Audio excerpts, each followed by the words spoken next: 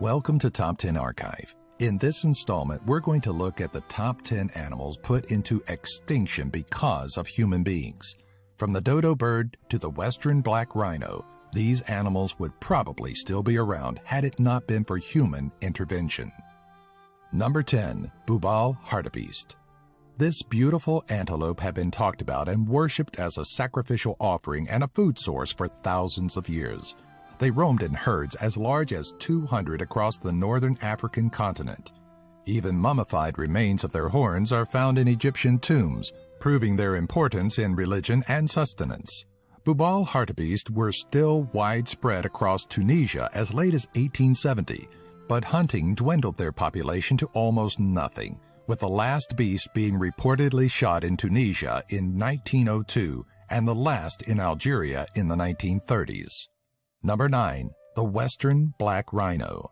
The Western Black Rhinoceros is thought to have emerged onto the savannas approximately 7 to 8 million years ago and survived as a top mammal on the food chain for millions of years. The Western Black Rhino was heavily hunted during the beginning of the 20th century for its ivory tusks, but the population was restored after preservation effects took place in the 1930s. As protection efforts decreased, so did the rhinoceros population. By the 1980s, they numbered only in the hundreds. Poaching continued, and by the year 2000, there was only an estimated 10 western black rhinoceroses left. In 2001, there were believed to be 5 left, but a 2006 survey found that the information was inaccurate and that at the time, there were none to be reported. In 2013, they were officially declared extinct by the International Union for Conservation of Nature.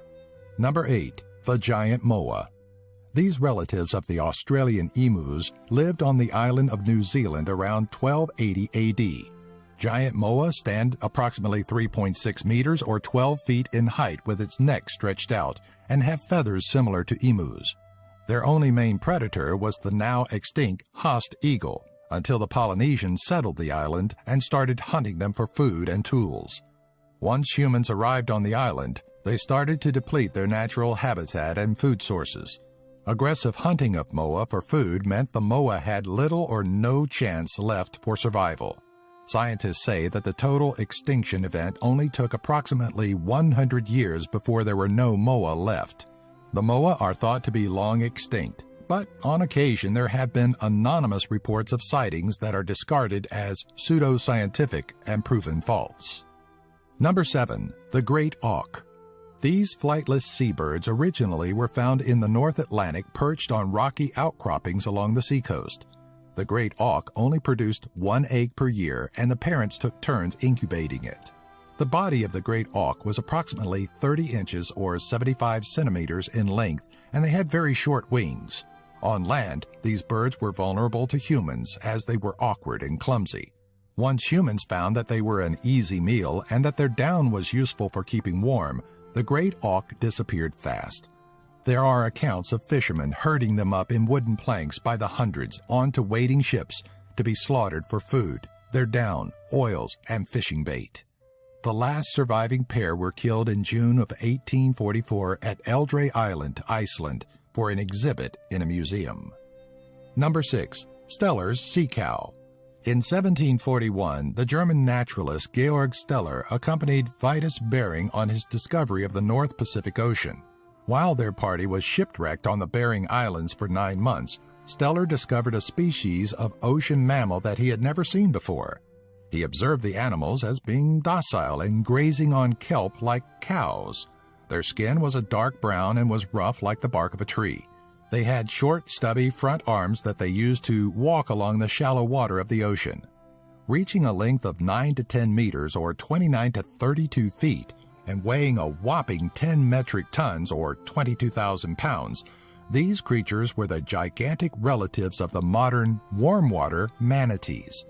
Once hunters and sailors found out how tasty the meat was and how useful the skins and fats were, they started killing sea cows at a rate of 7 times the normal amount.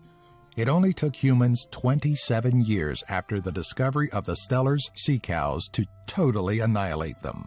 The last surviving Steller's sea cow was killed around 1768. Number 5. The Caribbean monk seal. One of the more recent extinction events that has happened in time is with the Caribbean monk seal. The Caribbean monk seal is approximately 200 to 240 centimeters or 78 to 95 inches long and has black-furred pups instead of white-furred pups like normal seals. Starting around the 1600s, monk seals were being hunted extensively for their rich oil deposits and furs. The hunting continued throughout the 17 and 1800s, and it wasn't until the 1850s that there was no longer sufficient enough numbers of them to hunt. Surprisingly, there wasn't much done to save the poor creatures. By the time they were put on the endangered species list in 1967, no one had seen or reported on them since 1952. In 2003, a scientific expedition was led to find any remaining seals. The team looked for 5 years with no avail, and in 2008, the scientific community officially declared them extinct. Number 4. The Aurochs. Distant relative to the modern bovine, Aurochs once ranged the European, Asian, and Indian continents. These largely aggressive beasts roamed in herds of around 30 and weighed anywhere from 680 to 910 kilograms or 1,500 to 2,000 pounds, and measured around 150 to 180 centimeters or 61 to 71 inches in height. Ancient civilizations used these creatures for sporting events and battle because of their massive size and ferocious personality. The cause for extinction was the unrestricted overhunting and habitat destruction by humans, as well as diseases brought in from domesticated bovine. Late steps were taken to try and save the animals by the royal families by outlawing the hunting of them, but it was too late. The last known female died in 1627 in Poland. Number 3. The Heath Hen. Closely related to the prairie chickens of the North American plains, the Heath Hen dominated the eastern American coastline from southern New Hampshire to Virginia.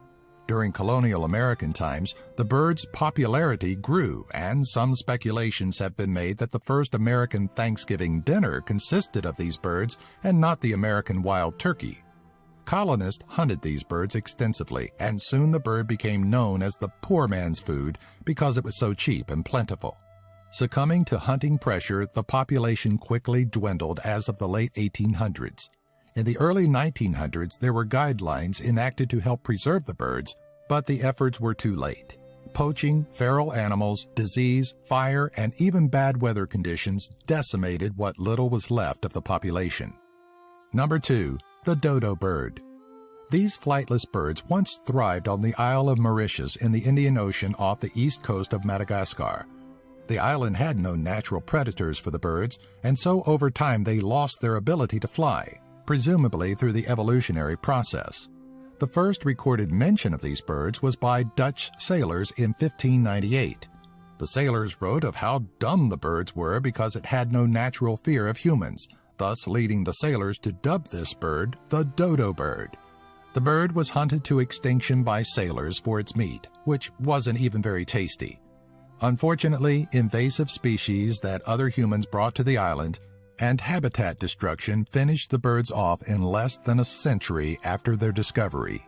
Number 1. The passenger pigeon. Hitting the number 1 spot, with the largest bird population in the United States consisting of 3 to 5 billion birds. One account suggests a flock that took 14 hours to pass in the sky, consisting of up to 3.5 billion birds. If accurate, that would be nearly the entire estimated population of the birds. The Native Americans used them as sources of food for generations, and they were the initial main predator of the pigeon. As settlers moved west from the original colonies, they began to deforest nesting lands belonging to the birds, thus driving them to flock in fields. The main part of passenger pigeon killing started about this time as retaliation by farmers for crop damage and for their meat. There was a slow decline between 1800 and 1870, but the main catastrophic decline happened between 1870 and 1900, when the commercialization of pigeon meat as a less cheap meat for slaves and the poor resulted in hunting on a massive scale. Michigan was really the only state that tried to protect the bird, and the last known passenger pigeon, a female, died in